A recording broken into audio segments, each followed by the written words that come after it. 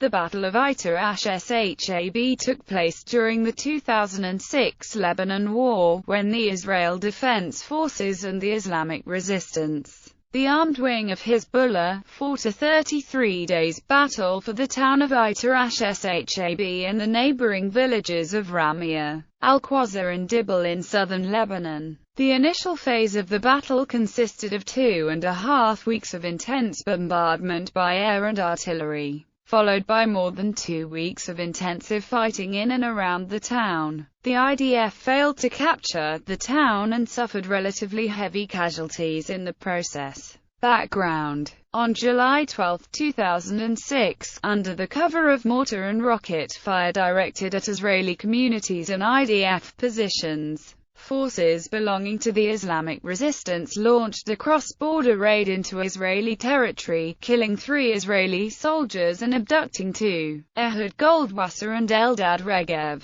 The abductors apparently headed for the town of Ayta ash-Shab, less than a kilometer from the site of the abduction. Nir Rosen writes that Ayta ash-Shab was defended by approximately 100 fighters, mainly local inhabitants. Some of the defenders of the town were not members of the Islamic Resistance or even of Hezbollah. According to Andrew Exhume, the majority of the fighters were not regular Hezbollah fighters. Blanford agrees that most of the fighters were local residents, but that they were no second-rate home guard. They were battle-hardened veterans, many of them with specialist training in anti-armor missiles and sniping, according to a study supported by Israeli authorities. Hezbollah's military infrastructure in the village consisted of 60 to 70 Hezbollah operatives. The battle, Ayta ash-Shab and other Lebanese border villages and Hezbollah outposts were immediately subjected to bombardment from aircraft and artillery,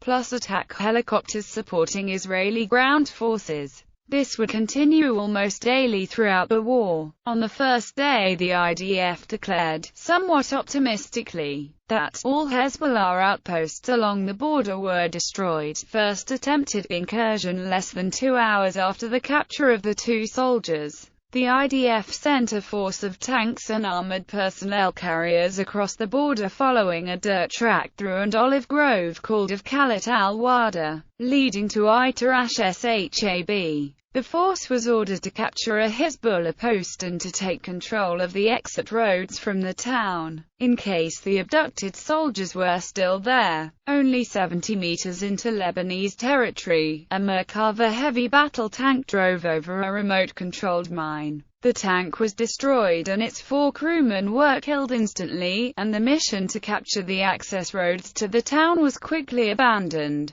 Hezbollah fire prevented the extraction of the destroyed tank and the remains of the 4 soldiers just inside Lebanese territory for several days. A 5th soldier was killed and 2 soldiers wounded in the effort. Defense Minister Amir Peretz, who watched the tank exploding live on his monitor, was stunned. It was later described as the Zidane effect that cemented Israel's resolve towards going to war. Second attempted incursion. On the evening of July 12, IDF Northern Command contemplated sending paratroopers to Ayta ash-Shab to conduct arrests. This was postponed because of a lack of intelligence, but during the first week fighting was limited to exchanges of fire over the border. The original plan deemed it unnecessary to occupy Lebanese territory to rid the border of Hezbollah. Israel used the Air Force, both aircraft and attack helicopters, and artillery fire. The Lebanese fighters fired rockets, guided missiles, mortars, Katyusha rockets and heavy machine guns at Israeli towns and positions. According to Yedioth Ahronoth, more than 300 rockets were fired from the area during the war. The headquarters of the 91st Division at Biranit, just across the border from Ayta ash-Shab, was subjected to a hard and extremely accurate attack by Katyusha rockets.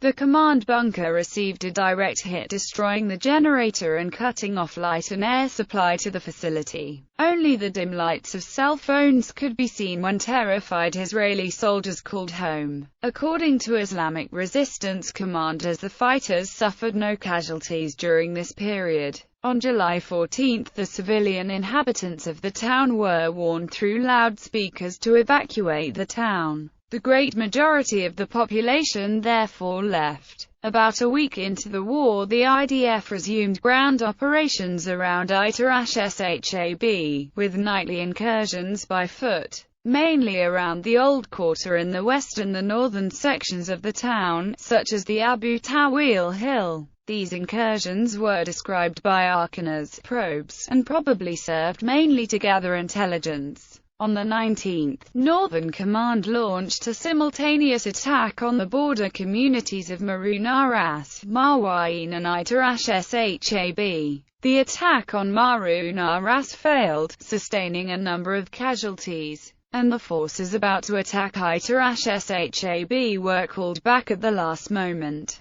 Decision to create a security zone. 2 weeks into the war, it was clear that the Israeli strategy was not working. In late July, the Israeli cabinet therefore approved Operation Web of Steel 4, designed to take control of a security zone 6 to 8 kilometers wide along the border. Reserves were called up and 8 brigades amassed on the Israeli-Lebanese border. On July 31, paratroopers effectively surrounded Ayta ash-Shab with the intention of driving out the Hezbollah. They were met with fierce resistance. On the next day, they advanced on the town from 2 directions. One company-sized unit was advancing into the eastern Abu Laban quarter. The troops were discovered by Lebanese forces, which after several hours of fighting forced the Israelis to retreat. During this fight, Hezbollah suffered its first fatality, Yunus Shoror. The other force, the 890th Paratrooper Battalion, attacked the old town from the north and advanced towards the mosque.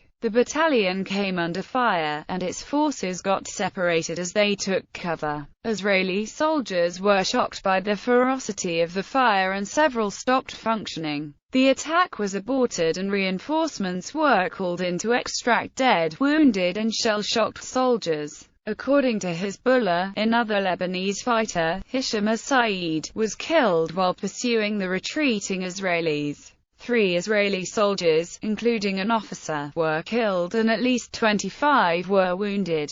The IDF had claimed that 15 Hezbollah guerrillas had been killed in the clash, though Hezbollah claimed it only lost 2 fighters. Israeli injured had to be carried by their comrades, under Hezbollah fire, back to the Israeli border. It took the wounded a whole day to reach the hospital in Nahria. The paratroopers were originally supposed to move north the following day, but because of the casualties sustained, they were ordered to remain in the vicinity of the town. Defense Minister Amir Peretz expressed his growing frustration at the slow progress IDF was making to his senior officers. "It's infuriating. We're circling Ayta al-Shab for the 3rd time already," continued street fighting on August 2. Harsh battles were reported inside the town. 1 Israeli paratrooper was reported killed and 9 wounded. On the same day, an Israeli force surrounded a house in the northern Abu Tawil section of the town. When the house was searched, 2 Hezbollah fighters hiding in the house were discovered and taken prisoner. Israeli media reports were still upbeat and reported that the IDF during the day was set to complete its deployment, in a 5 to 6 kilometers wide security zone, along the Lebanese border, all the way between Metalla and Rosh Hanikra. Ayta ash-Shab, less than a kilometer from the border, was going to prove a much more difficult nut to crack than expected. The Hezbollah fighters generally fought from well-protected positions. A Hezbollah fighter told Lebanese daily as-Safir after the war how close the Israeli soldiers and Hezbollah guerrillas were, sometimes separated only by an alley or a destroyed house. The first time he saw Israeli soldiers, he could not believe his eyes. They were so close that sometimes our units would overlap theirs. The Israeli soldiers would advance into a neighborhood and seek cover in a building when exposed to fire. The fighters would then target the building with remote-controlled missiles or rocket-propelled grenades. Most of the casualties sustained by the IDF were caused by rockets or missiles.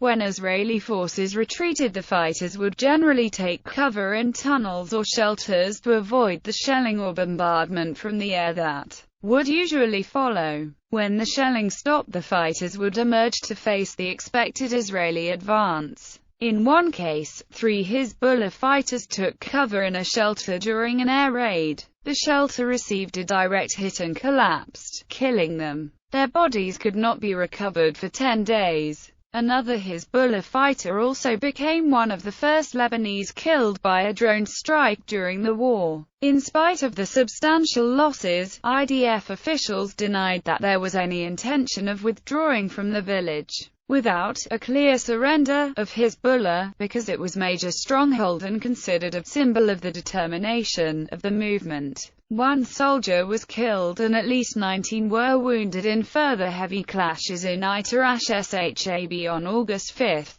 The losses precipitated a much-criticized withdrawal of the reserve brigade from the village. On August 6, the defense minister again expressed his dissatisfaction over the army's inability to conquer Ayta ash-Shab. The orders to the IDF to quickly occupy Ayta ash-Shab were repeated several times over the coming days. A negotiating team that had been sent to the town to negotiate a peaceful surrender of its defenders returned empty-handed on August 7.